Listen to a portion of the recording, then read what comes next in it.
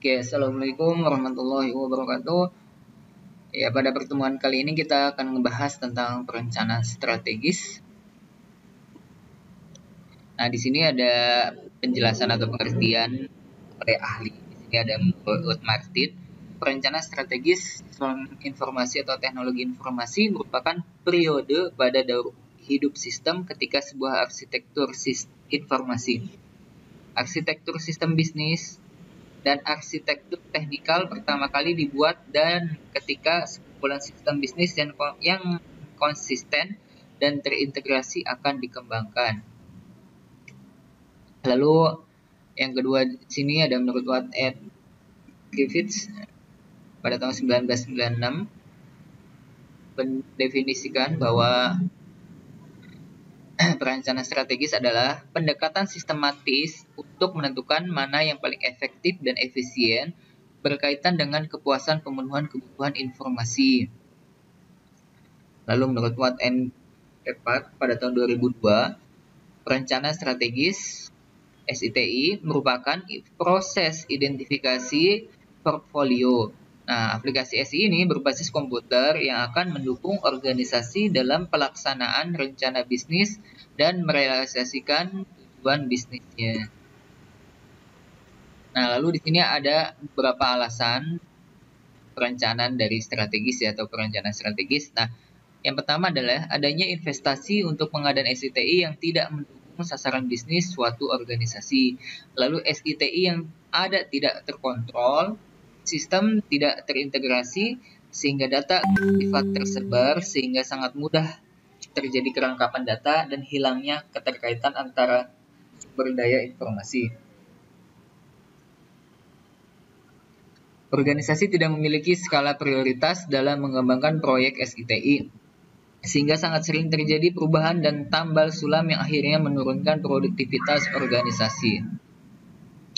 Yang kelima, manajemen informasi yang buruk dan tidak akurat.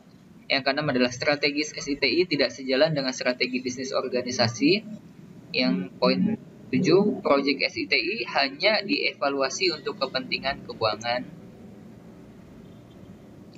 Nah, di sini ada model perencanaan dari strategi.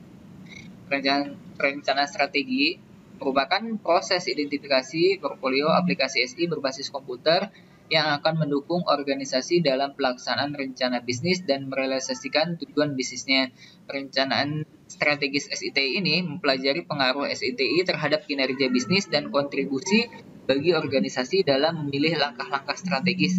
Selain itu, perencanaan strategi SITI juga menjelaskan berbagai tool, teknik, dan kerangka kerja bagi manajemen untuk menyelaraskan strategi SITI dengan strategi bisnisnya. Bahkan mencari kesempatan baru melalui penerapan teknologi yang inovatif. Nah, ini juga menurut Watt and Piper pada tahun 2000. Lalu ada metodologi versi ini terdiri dari tahapan masukan dan tahapan keluaran. Nah, tahapan masukan ini terdiri dari 2, ada 3, 4. Ya, yang pertama itu adalah analisis lingkungan bisnis internal yang mencakup aspek-aspek strategi bisnis saat ini, sasaran, sumber daya, proses, serta budaya nilai bisnis organisasi. Analisis lingkungan bisnis eksternal yang mencakup aspek-aspek ekonomi, industri, dan iklim bersaing perusahaan. Yang ketiga, analisis lingkungan internal yang mencakup kondisi organisasi dari perspektif bisnis saat ini. Bagaimana kematangannya, bagaimana kontribusi terhadap bisnis, keterampilan sumber daya manusia, sumber daya dan infrastruktur teknologi, termasuk juga bagaimana portfolio dari SITI yang ada saat ini. Yang keempat, analisis lingkungan SITI eksternal yang mencakup tren teknologi dan peluang pemanfaatan serta penggunaan SITI oleh pelanggan dan pemasok. Nah, lalu sedangkan tahapan keluarannya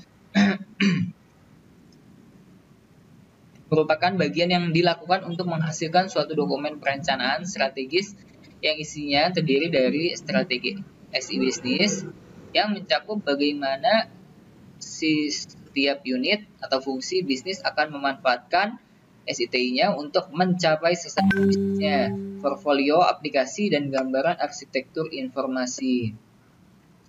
strategi TI yang mencakup kebijakan dan strategi bagi pengelola teknologi dan sumber daya manusia.